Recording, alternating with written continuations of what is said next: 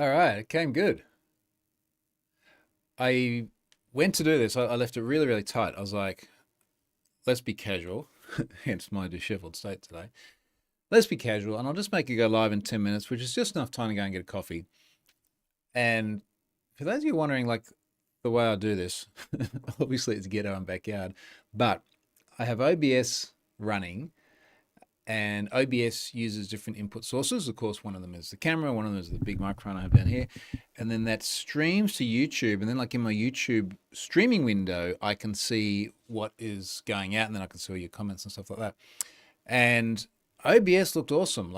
Well, as disheveled as I am, but the camera looked fine. And then in the streaming window, everything is like super, super overexposed. And like the green Lambo behind me is just like glaring. I look like an Oompa Loompa. It was terrible. So, how do you fix technical problems? You reboot. And I rebooted in just enough time to get a coffee, and we came good. So, yeah, there you go. That's my story of today. Carl's here. G'day, Carl. Good morning. It is morning here. What are we? 7:36 tomorrow for most of you. 7:36 Saturday morning. I was actually struggling a little bit to figure out what am I going to do today. I was looking back at the last week and even looking at my tweets, which aren't as many these days because I don't know, I guess a bunch of people are on holidays. Maybe that's it. But also all the social things are a bit weird at the moment. Actually, all the social things are very quiet at the moment. So yeah, Carl is there in the evening in the UK. I was like, what have I done all week? I know I've been really, really busy. But a lot of it is what I'm going to talk about in the second bit around Steeler logs. I have had, I'd say, three just very, very long, productive days. And I'll talk about those in just a moment. Thing that got me thinking at the moment in terms of a starting point was this bit about anyone having a security contact. Now, I was thinking about that because if you have a look at my my X timeline, I did post yesterday. Was it yesterday? Where is this now?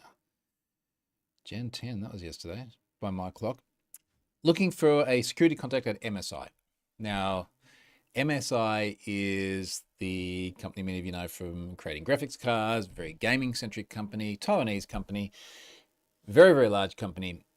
And I was trying to find someone there to talk to. And I had tried all of the usual things. I'd tried their contact form.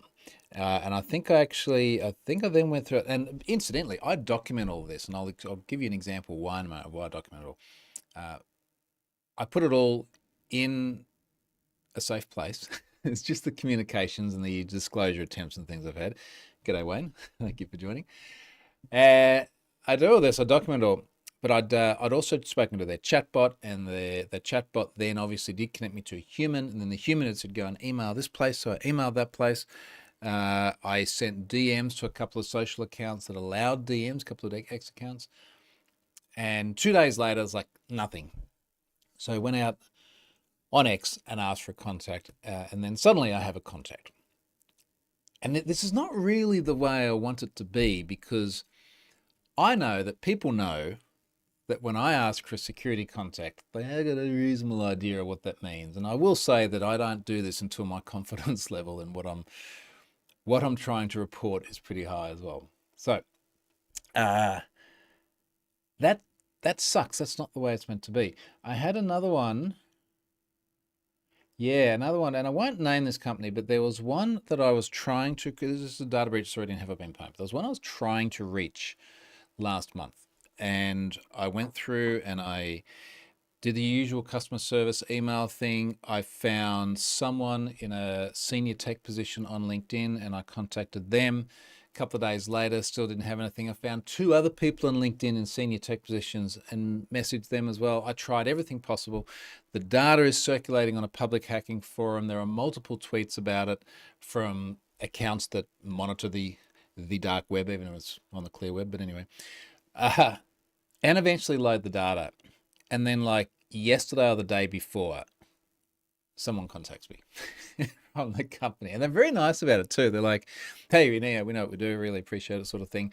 Sorry to meet under these circumstances, but here's a message dated without giving away which one it was, about a month ago.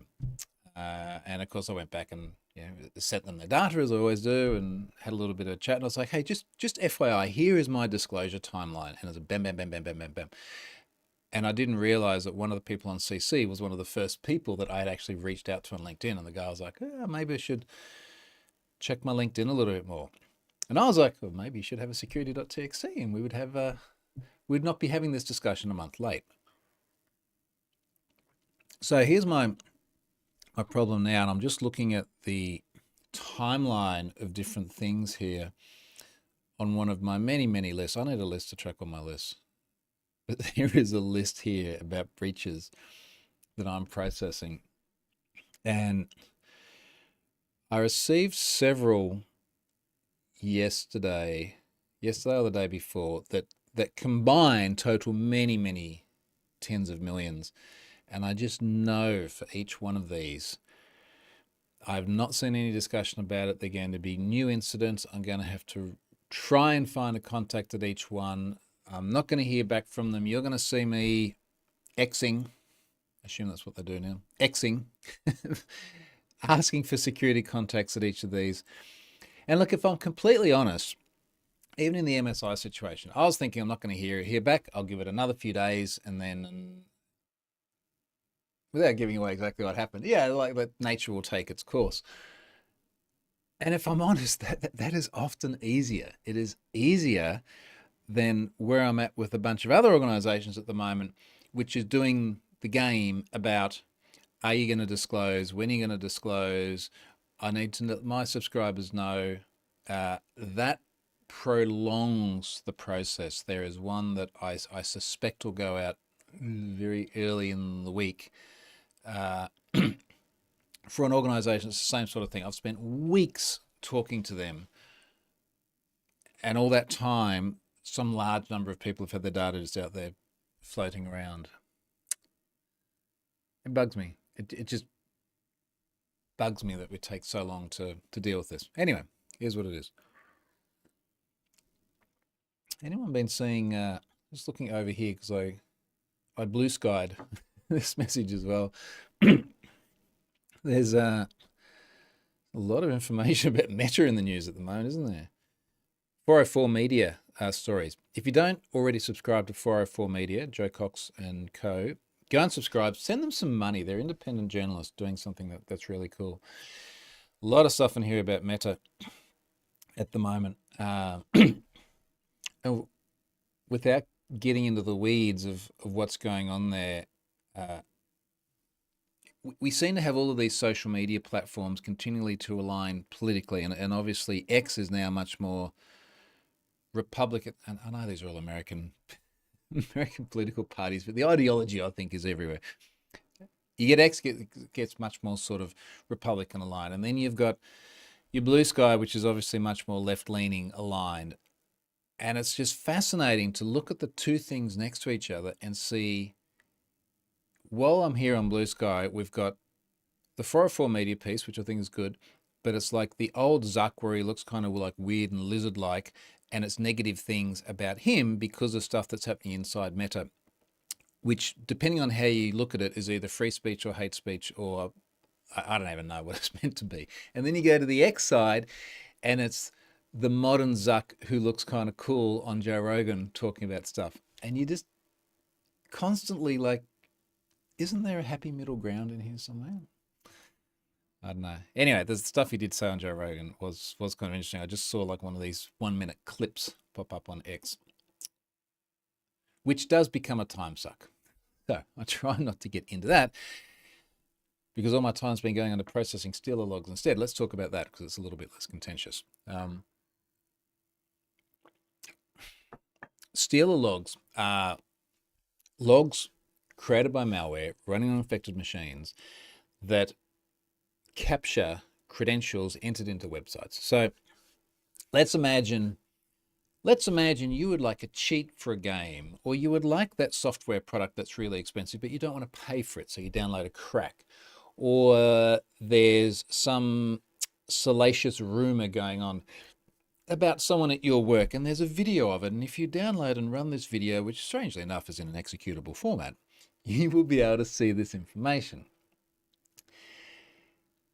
When you run that and you become infected with malware and it starts watching everything that you type into the login forms of various websites, you end up with stealer logs. And stealer logs typically have, for an infected individual, usually dozens of different entries of website, username, password. And of course, very often that username is an email address. So you might have Joe. Joe wanted to win at a game, so he downloaded a crack, a cheat. Very often it's from games. Downloaded this cheat. And now Joe's gone and logged into Netflix, and his Netflix credentials are gone into the stealer log because it can monitor what's typed into the browser. The host machine is fundamentally compromised. And there's the Spotify login and the Gmail login. Now, maybe Joe's got 2FA, which I don't believe you can get on either Spotify or Netflix. Certainly on Netflix. Definitely can on Gmail. Maybe he doesn't have 2FA, so his credentials are out there, and they're reusable against those accounts. And it's not just Joe. It's like millions of other people that end up infected with this malware. And very often these stealer logs then get put up for sale via the likes of Telegram channels. I mean, oddly enough, one of the ones that I was in, just as I was writing the blog post for what I'm going to launch in a couple of days, one of the ones I was in popped up. And I'll give you an idea of what's on these Telegram channels. Are you looking for quality logs? You need real-time logs, maximum 5 users. Up to 5,000 logs per day in real time without delay and clipping. High valid public request. 80% average mail verification real time. See attached video for how it works. $300 for 1 week, $1,000 for 1 month, and then some Russian, which probably gives you an idea of the source. So these things are marketed and sold. And the real-time component of it, imagine you've got someone infected with stealer logs, or infected with malware, and the malware is creating stealer logs. And as they're working around the internet doing their normal things, those logs are being captured, sent to some C2 server somewhere, and then immediately made available by paying customers, usually through Telegram. And that's what we've got. Now, very often you end up with security researchers, other more reputable folks. They gather up all of this data, they bundle it, and they send it to me, and then I've got to figure out what to do with it.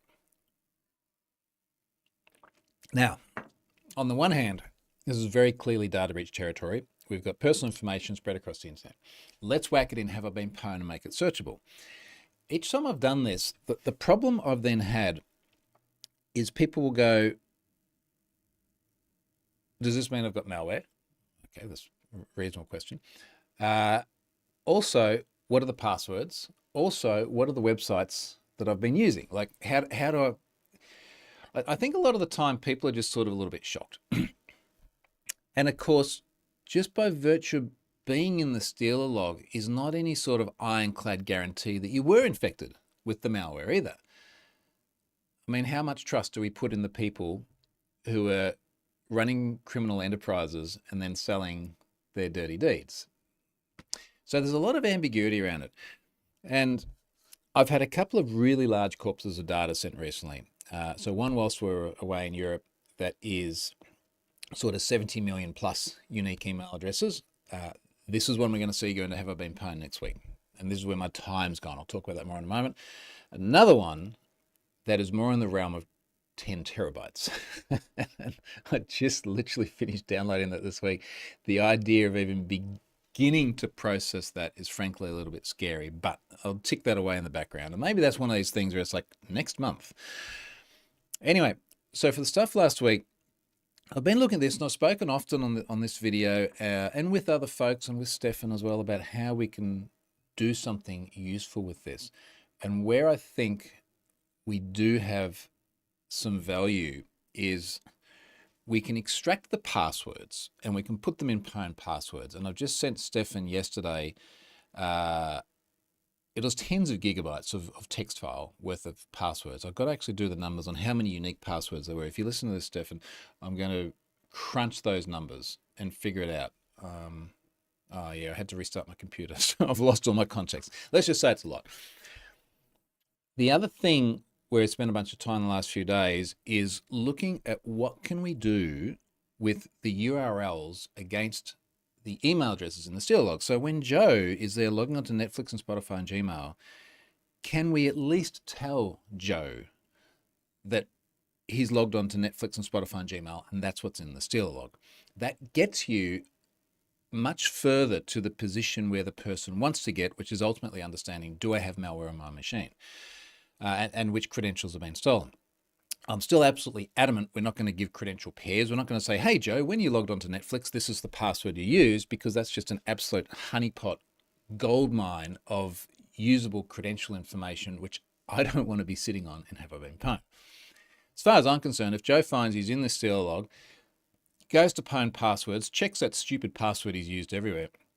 And I tell you what, looking at the passwords in the Steal log, so remember the Steal logs get the passwords on entry. If you're using a password manager and you're creating some absolute ripper beautiful password, we will still see it in plain text in the Steal log. It will never get cracked from the bcrypt hash that it's stored in Netflix, for argument's sake, but we will still see it on entry.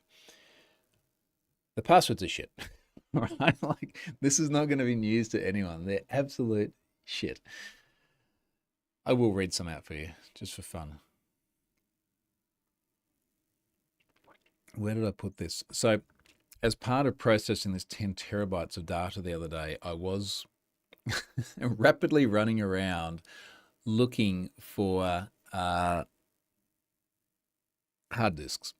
Like, where do I find not just enough space to put in the 10 terabytes worth of hard disks or data, but it's about, I think it's about 7 terabytes or something compressed. So I need to basically at least double the space. Anyway, Ubiquiti had sent me a very nice UNAS, Ubiquiti NAS device with enough disks to cover about 16 terabytes worth of data. And then I got a whole bunch of other storage space on my Synology rack station as well, my rack mounted device. So it looks like I actually have a place where I can store this data. Where do I put these passwords, Stefan? Even just like cleaning up after, oh, here you go, it was in this out folder, wasn't it? Cleaning up after processing something this large is a bit of a nightmare. All right, let's pick, what do we have here? We end up with 392 text files of passwords. Each individual text file has a distinct list of passwords and prevalence count. We're at 12.7 gig. That'll come down a bit for the distinct number because there'll be some crossover between these individual files, but let's have a look at the sort of passwords people are using here. Pooh Bear 11. Yeah, good one, mate. Like, that's capital P, I guess. Capital P. All the other letters are lowercase. And there's 2 numbers. What's not to love about that? Taylor Bean 08. World Cup 2! Exclamation mark. It's the exclamation mark that makes it. What was that one? Indiana Jones? That flicked through too quickly. But, you know, like, this is, let's just go and pick the biggest file here just as an example. Biggest file here is 415 megabytes. There are, on this file, 849,000 unique passwords, which is nuts. Jessica, 2468, exclamation mark. If this person's not using a password manager, like, this is kind of crazy. But again, there are some entries here. Leonardo, 2003, 000400. That's still shit. There are some entries here which are either good passwords or parsing errors. I don't know. Now, there will be some data within here when we put this into plain passwords, which will not be a valid password. It will be as a result of a parsing error or something. It will be a very small number. Oh, Stephen is here. Evening. Password 1 exclamation is always a solid one. I'm sure that is in here. I'm sure it's in here. Stefan, I was just saying there's about 12.7 gigabytes worth of text files, which I sent you last night, to go into plain passwords. I am going to just run over those and get a distinct count of passwords, just so we know how many in total. And I'm not sure when you load this, if you have the ability to see how many are pre-existing. Either that, or I'll just take 100,000 random ones, throw that against pwn passwords, see if it's been in there or not, and then we can just basically go, yeah, it's like 20% of these had never been seen before, and the other 80% have had their prevalence counts changed. So anyway, we'll get to the point where Joe, the infected with malware guy, will be able to see that he's been in this latest set of Stealer logs, see the websites that the Stealer logs have exposed against his name, check the passwords against pwn passwords. Now, if he is using that Indiana Jones password and he sees it in the logs, well, maybe that came from next to his name because he used that on Netflix. Maybe it came from someone else and he's just got the same. It's a bad password, Joe. Stop doing that. Like, this is the reminder to go and use something else. The bit that this still won't answer, and frankly, I don't think even having the raw password next to the email address on the website is not going to emphatically answer it either, is he actually infected with malware? How long ago was it? Is it still active? That's something he's going to have to work out for himself. But at least it's giving them a lot more information. James is thinking we just add a number and a special character and you've got a winner. Yep. Yep. That's pretty much the way it's looked at.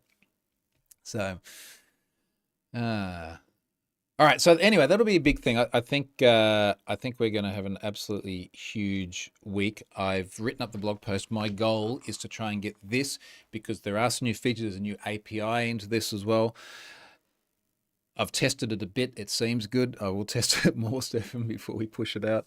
I'm thinking Tuesday morning my time. So it's about 72 hours from now. We should have all of this out, and then we will see how crazy our week gets.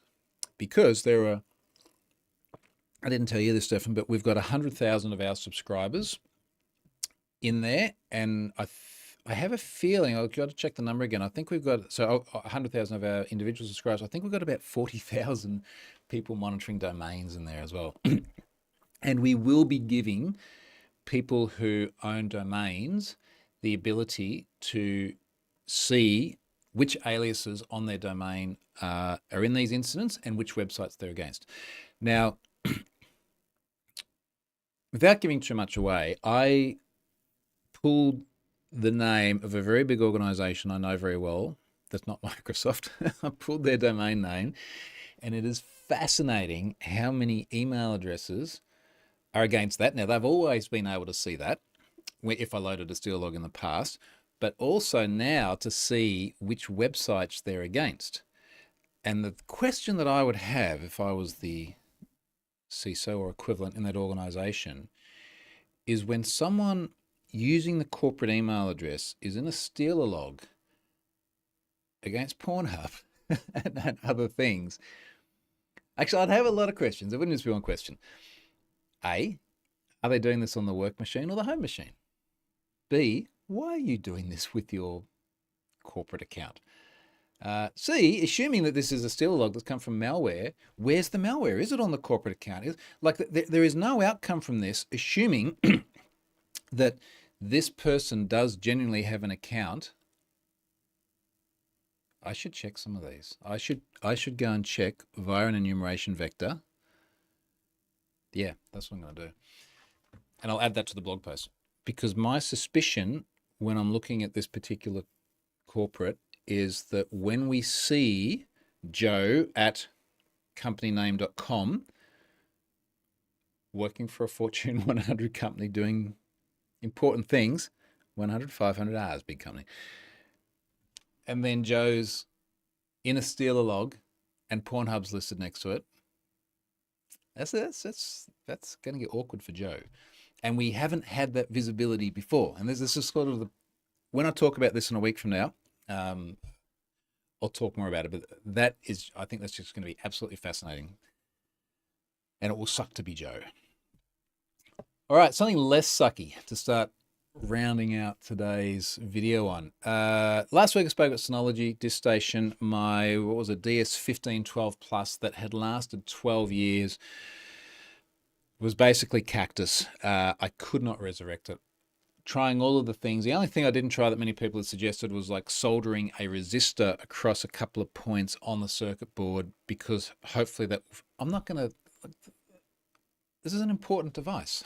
And once you get to the point where rather than spending 900 Aussie dollars, which is less and less American dollars at the moment because we're weakening a lot against the US, which is great when you pretty much just earn US dollars. Uh, where was I? Yeah, for something that's like 900 Aussie dollars and it's just lasted 12 years, I'm not going to go there soldering resistors and things across, hoping that it's going to resurrect it and stay resurrected. So I went and got I think a DS935 Plus.